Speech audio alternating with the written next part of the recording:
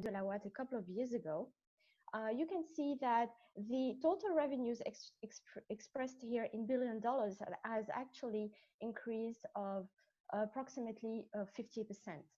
And the reason why there is so much attraction around additive manufacturing, it's because it targets all types of industries. So between aerospace, transportation, energy, biomedical applications, but also luxury or even infrastructure.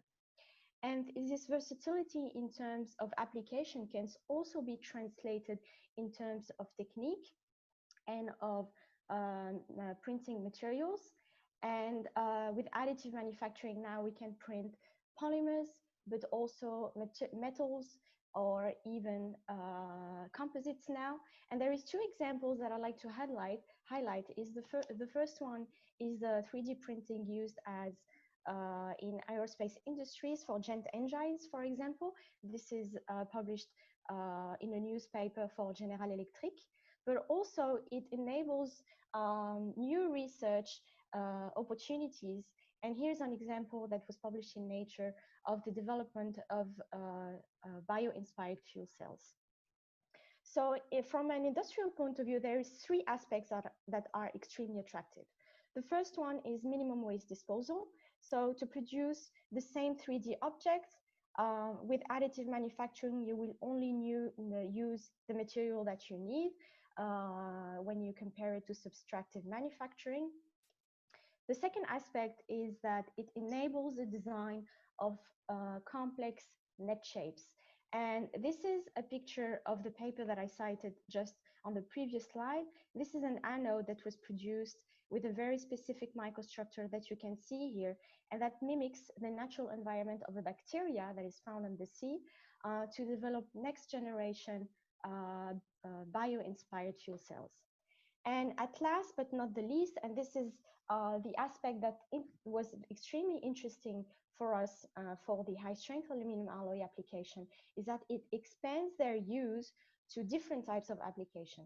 High-strength aluminum alloys are mainly used for aeronautic applications, and with additive manufacturing, we can move these aluminum alloys and use them for weight reduction for automotive applications.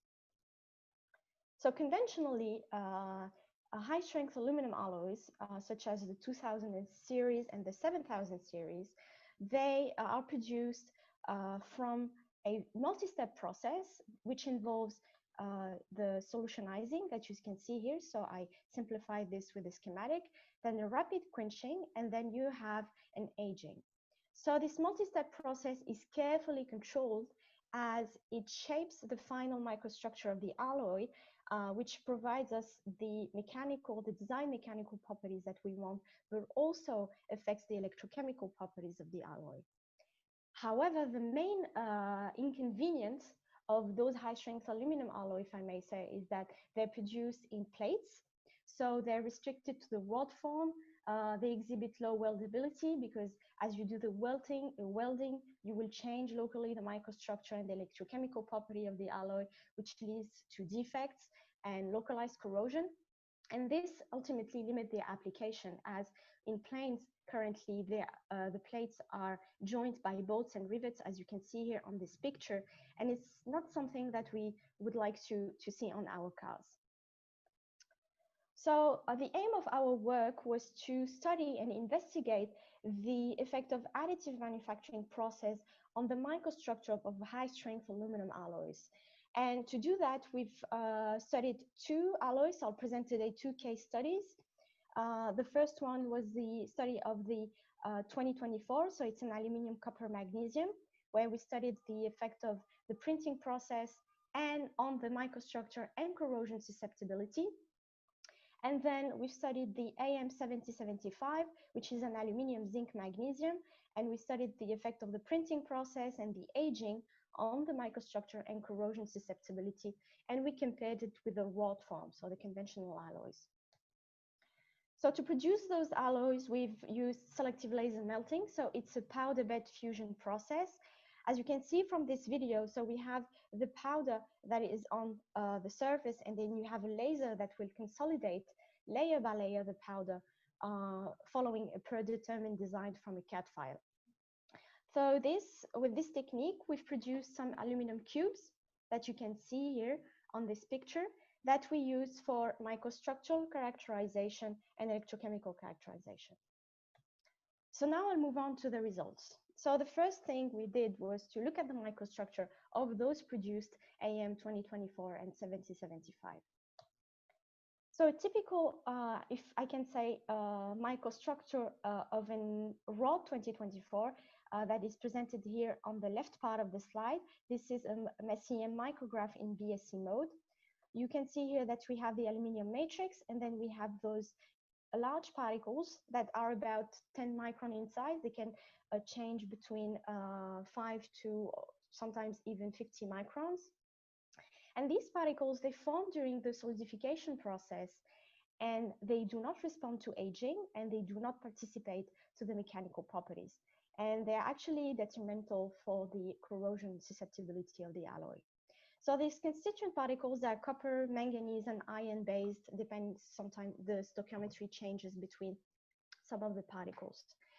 Now, if you look at the SEM micrographs of the AM 2024 in the as printed condition, you can see that the particle distribution is extremely different. Now, the first thing I would like you to see is the difference in scale. And if you look at the particle size, you see that these ones actually do not exceed 1 micron.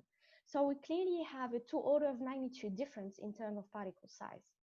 But this is also, there's also a difference in terms of distribution, and there is different types of particle structure. Here we have cell-like structures, but we also have elongated structures.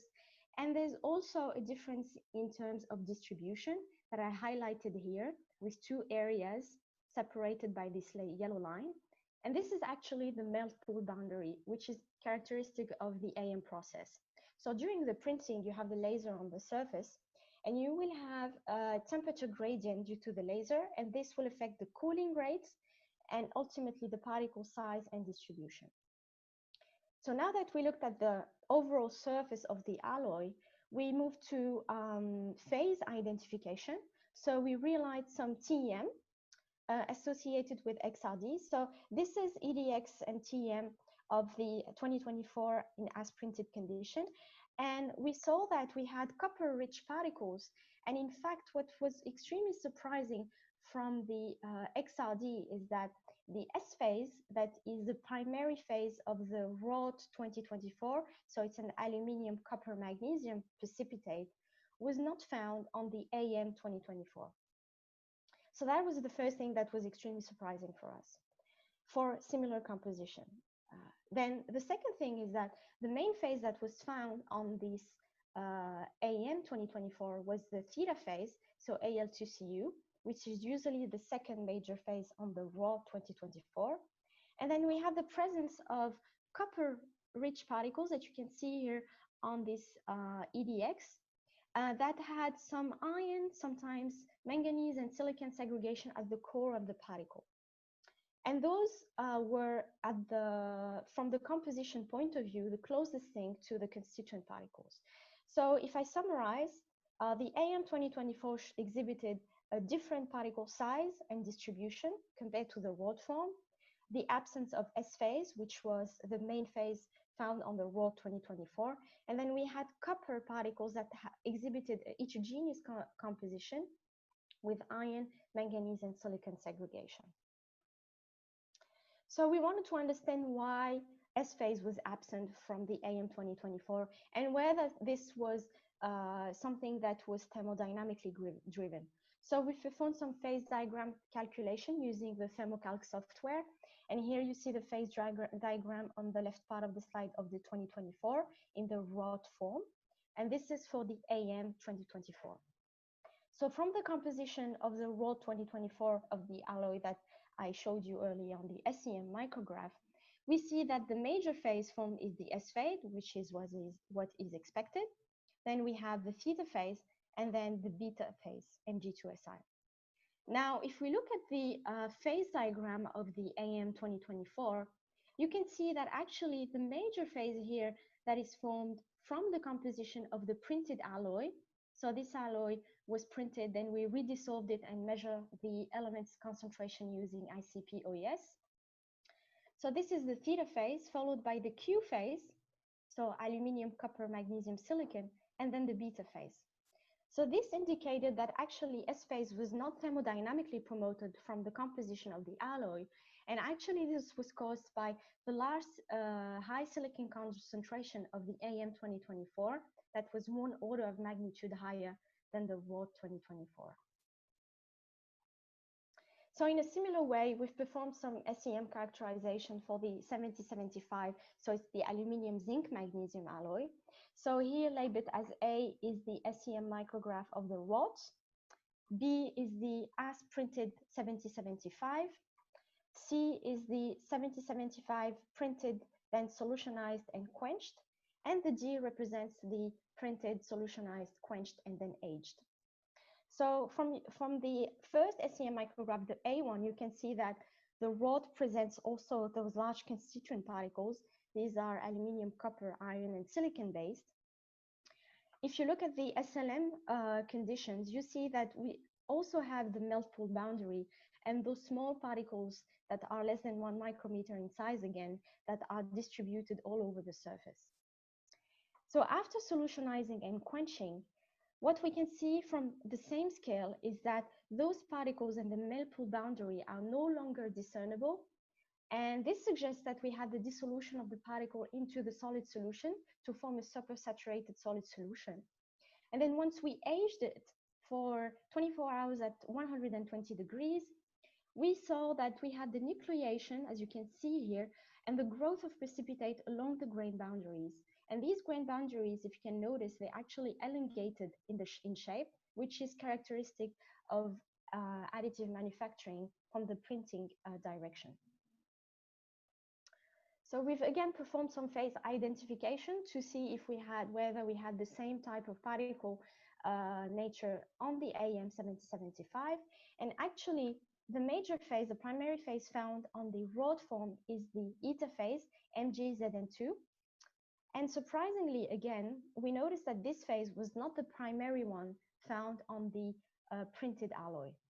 And it was actually another phase that was magnesium, copper, and zinc-based phase, unreported in the literature, that we named new phase.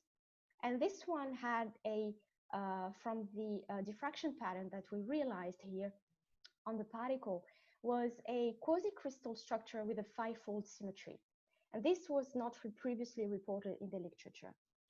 In fact, another very interesting thing that we've noticed with this particle is that, again, we had this heterogeneous nucleation process with another particle that precipitated or formed within the new phase, which was Mg2Si. So to summarize, both alloys showed very different microstructure in terms of particle size and distribution. Some of the phases were not reported in the literature, and some of them were absent, actually.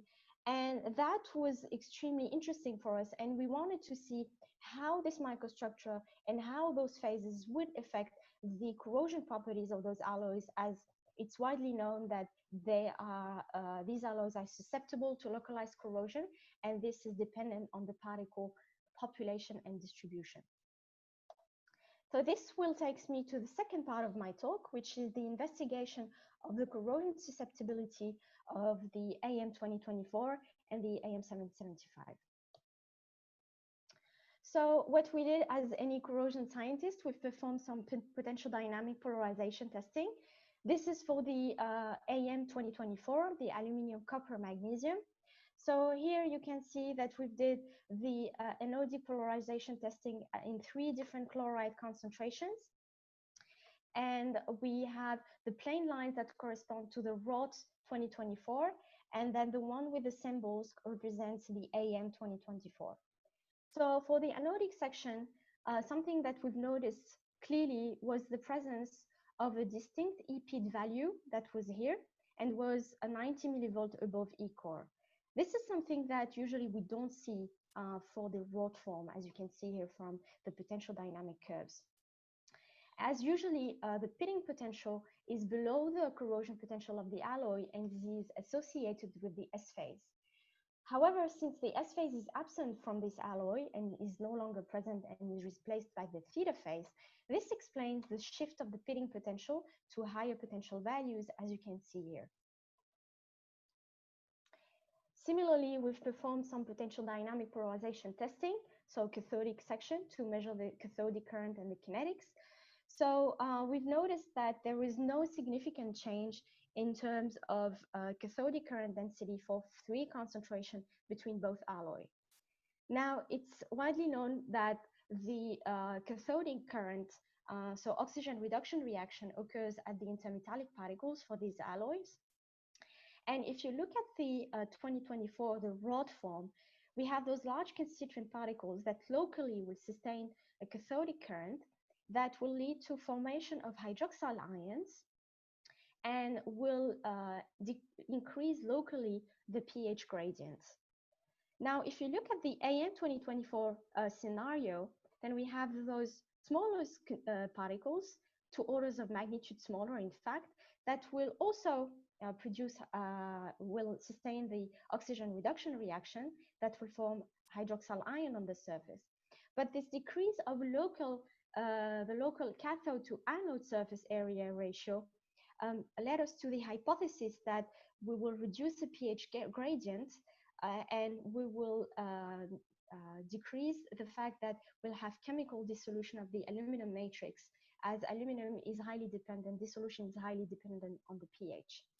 So to confirm this hypothesis, we realized some online measurement of the corrosion rate of the 2024 using the coupling of an electrochemical cell and a inductively coupled plasma. So this is the ASEC method that was pioneered by Kevin Ogo. So here you see, as a function of time, you have the dissolution rates at OCP of the 2024 in the rod form, and you have the aluminum, magnesium, copper, and manganese dissolution rate. So this is at OCP, actual measurement of the dissolution rates. So you see that as soon as you expose the aluminum alloy, you have an increase of aluminum dissolution rate from 0.4 nanogram per second per square centimeter, reaching 1.8 nanogram per second per square centimeter. Magnesium and copper dissolution rates, on the other hand, they increase slowly and then they remain stable during the course of the experiment. Now, if we look at the AM 2024, so we've performed the exact same experiment, and we see that we have an increase of aluminum dissolution rate, but instead of increasing, so it started the same value, as you can see here, 0.4. But instead of increasing progressively, we see that aluminum dissolution rate remains stable during the whole experiment. So this has actually confirmed our hypothesis of a difference in terms of aluminum dissolution rate at OCP, which stems from the different particle size and distribution all over the surface. So we've also performed some electrochemical characterization on the AM 7075. So this is potential dynamic polarization testing. So the anodic and cathodic section are represented on the same graph. So you have in black the as SLN condition, in blue the SLN solutionized and quenched, in red you have the SLM solutionized, quenched, and aged for 24 hours, and you have the raw 2024, so the conventional one, in the green form. So the first thing we see when we compare the raw and the as printed condition, we see that they exhibit a similar E-core, but also the cathodic branch and the anodic branch are pretty similar. Now, when we do the heat treatment, so solutionizing and quenching, we see that we have a shift of the E-core below the pitting potential. And we move from minus 0.9 to minus 1.3. And this coincides with the dissolution of the precipitates that were seen on the as printed condition into the solid solution, as I showed you on the SEM micrograph. Now, after we do the aging, we shift back the E-core to a little bit higher value of minus 1.2 volts. So overall, the pitting potential remains at the E-core of the 7075, but the aging shifts the corrosion potential to lower value, and then we have this passive-like window again between E-core and E-pits. So in addition to the potential dynamic polarization, we performed some EIS analysis, so electrochemical impedance spectroscopy on these alloys, as illustrated here by this Nyquist representation. So you have the imaginary part as a function of the real part. So in green, we have the wrought alloy. The black represents the SLM. Then we have in blue the SLM solutionized and quenched. And in red, we have the SLM solutionized, quenched, and aged. So for the wrought 2024 or 775, I'm sorry, we see that we had 2 capacitive loops followed by 1 inductive loop. So the last one usually is attributed to the degradation of the passive film. Now for the SLM and SLM solutionized and quenched, we see that we have the first capacitive loop that is pretty similar to the green one for the wrought form. And then we have a second capacitive loop that is actually very large. And if we extrapolate this loop to the lowest frequencies, we will be able to determine the polarization resistance. And this suggests that we have a decrease of the corrosion rate for the SLM to produce 775.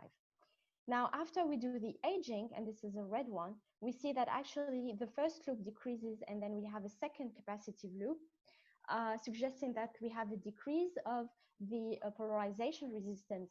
However, this seems to be larger than the wrought form. So, sorry, to summarize, so these 2 alloys, so namely the 2024 and 7075, exhibited very specific characteristics that were related to additive manufacturing. The first one was solute segregation. We also had previously unreported phases, certain grain directionality that I did not discuss in details today, but was also reported to affect the corrosion performances, and there is a lot of papers that discuss this matter. We also had an equilibrium microstructure and a grain refinement. So these parameters overall for the 2 case studies and from the results I presented today improved the corrosion resistance in some way. So we had a lower dissolution rate of aluminium for the 2024. We also saw that the second capacitive loop associated to the determination of RP was also more important for the 7075 produced via additive manufacturing. However, there's still a lot of questions that remain. We still do not fairly understand the degradation mechanism associated with those unreported particles, as we know that those particles greatly affect the corrosion mechanism of those high-strength aluminum alloys. And we perhaps need to better apprehend the incidence of the melt pool boundaries, for example, on the localized corrosion mechanism. One way to do that would be to scale down the measurement tools and isolate the activity of such refined microstructures. There's many different tools that could be used for this, but there's one that I actually really enjoy, and I hope one day I will be able to do it, would be to couple electrochemical technique and TEM using either quasi-in situ TEM, something that some research group have been doing, but also in situ LCTEM with an electrochemical flow cell. And that will perhaps give us more information on those next generation alloys. So to finish, I would like to acknowledge my colleagues from Down Under. So Professor Nick Berbelis from the Australian National University, who was my supervisor during my postdoc time. I also would like to thank my colleagues from Monash University, Dr. Siobhan Carey for the excellent TEM work, Professor Chris Hutchinson and his students, Yu Chang, Dori, Paula, and Juan. And finally, I would like to thank you all for listening to me. Thank you. Hey, thank you very much, Dr. Gharbi, for this very interesting talk. Now I kindly ask to all the attendees to write the question in case you have in the Q&A box, so we can start a dynamic discussion with the speaker. We already have a question. So it's about the mechanical properties. Have you looked at the mechanical properties of the additive manufacturer, the 2024 7075 aluminum alloys compared to the wrought alloys? Is it in the same order or below, better? So it's So we didn't perform it. Thank you. We didn't perform it for the 2024, as we first wanted to see the effect just of the microstructure and the process on the corrosion properties. For the 7075, we did some hardness testing, and this is published in the paper that I cited on the presentation. So the mechanical properties were 10% lower when we look at the 7075 solutionized, quenched, and then aged than the T6 form. But the printing parameters were not optimized, obviously. So I think there is still room for improvement. Okay, thank you. We have another question. What is the practical meaning of this research?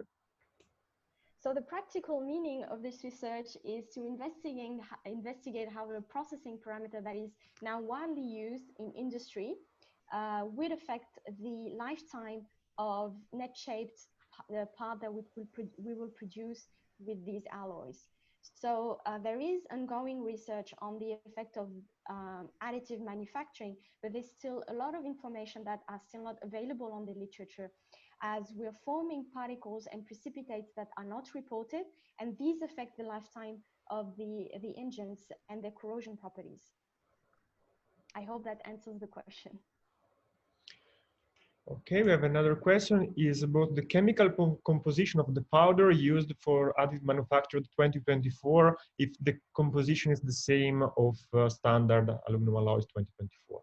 Yes, so the powders that we buy, yes, they are from in industries, and they do correspond to the composition range of conventional 2024 that we buy in the wrought form. Yes, absolutely. Okay. We have already another question. It's about stress corrosion cracking performance of 7075 aluminum alloys with additive manufacturing will be significantly improved compared to the wrought alloy due to the factors you have identified in terms of corrosion behavior. So it's both the comparison in terms of stress corrosion cracking and the parameters identified. Yes, so for stress corrosion cracking, there's another parameter that may be detrimental in it. It's the grain directionality that we see. So we have from the 3D printing a certain anisotropy in terms of mechanical properties that might have an impact in the stress corrosion cracking behavior. So we haven't studied this yet. I hope in the future we'll be able to do that. But this is the only parameter that now I'm still wondering how this will affect the stress corrosion cracking behavior. Okay, thank you. A lot of questions are rising, so we have a very dynamic plenary talk. I'm really happy for this. So another question, as the weldability of these alloys are pure, what about the need to go further in the development of these compositions? Nowadays, the tendency is to go through casting alloy with improved solution strengthening alloying elements. Can you comment on this? Yes, so yeah, there is a lot of research on alloy design and designing high strength alloy using different composition that would be adaptable for additive manufacturing. Yes, that is another path that clearly would be interesting to study. And I'm not parasitizing anyone. I think all the directions are extremely interesting as long as we reach the goal that we have. Now, we've performed this research because we really wanted to study one alloy that we know that was widely studied. There is a lot of amount of research in the literature that was published, and we wanted to compare it because this one was the most straightforward alloy that we would study. Okay, thank you. You have a lot of work to do, Oumaïma, because there are a lot of questions, so I'm really happy for this. Which of the interfaces would you prioritize to look at with molecular modeling for better understanding of corrosion? That is a very good question. And to be honest, I haven't thought about it. So I cannot give you a straight answer. I would have probably to think about that. So clearly, I haven't thought about it. So I'm sorry, I don't have any answer for this. But thank you for the question. It's extremely interesting. I will think about it. Okay, it's also an occasion to be inspired by the Yes, attendees. absolutely. Yeah, yeah. This what conferences are. It's an exchange of ideas and be inspired from the other scientists. Additive manufactured products will typically be final form. Did you identify any variation in the as manufactured surface, for example, oxide content, etc., compared with the bulk material beneath? So we haven't identified the surface prior the polishing that we've performed to realize the SEM characterization, electrochemical characterization. No, that is something that we haven't realized, but yes, it would be extremely important as these alloys would be typically used on the final form. So, but we haven't done this. Okay, thank you. Have you seen any porosity in your additive manufacturer 2024? And is there any role of this porosity on corrosion properties in general? So yes, we've seen some porosity on the 2024. We were at the beginning worried that it would also affect the corrosion properties, but from the results that I presented, those pores actually did not affect the corrosion properties for the case of my study. So I would say that in this particular case that I presented, no, there was no effect, detrimental effect of the pores that we've seen for the 2024. Okay, thank you. Then Herman Terini is asking you a sort of opinion based on your experience. There is sometimes an opinion that each 3D printed metal has or will have specific properties, and that it will be difficult to come with specific defining properties like we have for cast rolled metals, where it is already difficult for corrosion. What is your opinion? Well, I think yes, expecting specific properties would be difficult as we still don't understand really how the processing affects the final microstructure. There is some work that started when I was at Monash University on the modeling of the properties depending on the composition. Probably there's some research that has been already published since I left, and it was specifically on the 7075 and the concentration content of each alloying element and its effects on the mechanical properties. So there is research that is investigating this, and I think yes, we should study that, and we can hopefully at some point determine through modeling or through the experiments that we realize how the manufacturing process would affect the properties. Thank you. We have another question coming from the chat. As polishing is usually not possible for additive manufactured parts, could you comment on the effect of the as-built surface and the effect on those alloys? I'm sorry, can you repeat the question? It's about polishing, it's about the as-built surface of this material, because here is asked that as polishing is usually not possible for these additive manufactured parts, could you comment on the effect that the as-built surface could have on those alloys? So there is some research that has been published on the effect of the roughness on the corrosion properties. This has been done for the stainless steel, but also aluminum, silicon, magnesium. I don't remember exactly what the roughness was, but I know that it had an impact on the corrosion properties. In this case, as we wanted to look at the microstructure, we needed to do some polishing. And as aluminum alloys, high-strength aluminum alloys, they have very heterogeneous microstructure. Not polishing would be very difficult for the results that we have and will impact the reproducibility. So in this case, we wanted really to do some in-depth mechanistic research, but obviously, yeah, the roughness and would affect the corrosion properties. That has been published on other alloy systems. Okay, thank you very much.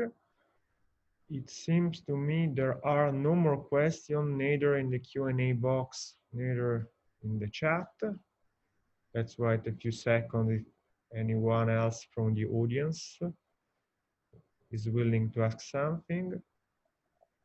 It seems it's not the case. So yeah, all these people say thank you to the speaker, and congratulations. So I'm really happy that we were able to recall the real spirit of a conference also during this virtual event, regardless of the strange situation in which we are. So we are able to have a very dynamic and interesting discussion with the speaker. So I would like to thank again Oumaïma Gharbi for a very interesting talk. And I invite all the other attendees to attend the other session of this morning, immediately after this plenary talk. And for all the other people, I'm looking forward to seeing you in person in the very next future. And in the meanwhile, stay healthy and stay strong, and hope to see you very soon. And goodbye, and thanks again to Oumaïma Gharbi and to all the attendees for the very dynamic and interesting discussion. Thank you very much. Bye, Oumaïma.